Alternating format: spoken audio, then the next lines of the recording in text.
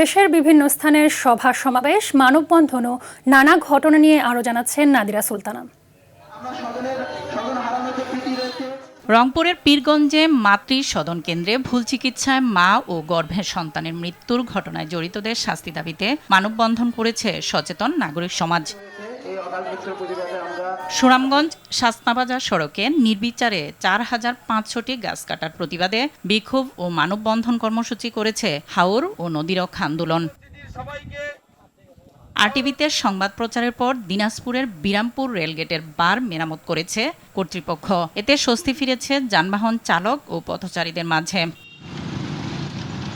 সামাজিক সম্প্রীতি, ধর্মীয় মূল্যবোধ, নৈতিক শিক্ষা এবং শান্তি শৃঙ্খলা বজায় রাখতে ময়মনসিংহের ভালুকায় ধর্মীয় নেতাদের সঙ্গে মতবিনিময় সভা করেন স্থানীয় সংসদ সদস্য ফখরুদ্দিন আহমেদ বাচ্চু।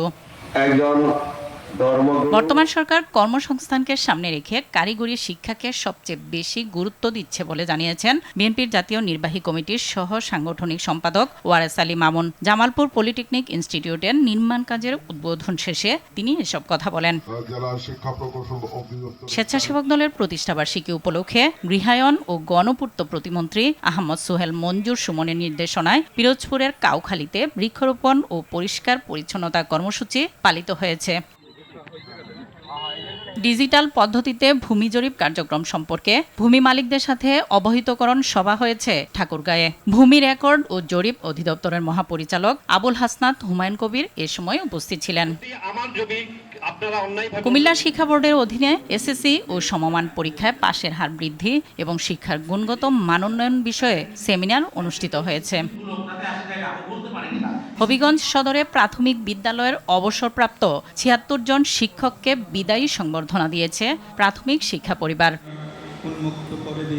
বরিশাল সদর উপজেলা নির্বাহী অফিসার ফরিদা সুলতানার উদ্যোগে পরিষ্কার পরিচ্ছন্নতা কার্যক্রম শুরু হয়েছে।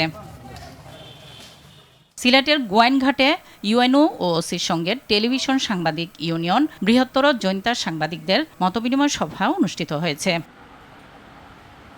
সুনামগঞ্জে শ্রমিক কল্যাণ ফেডারেশনের আয়োজনে শ্রমিক দায়িত্বশীল সমাবেশ অনুষ্ঠিত হয়। নাদিরা সুলতানা, আরটিভি।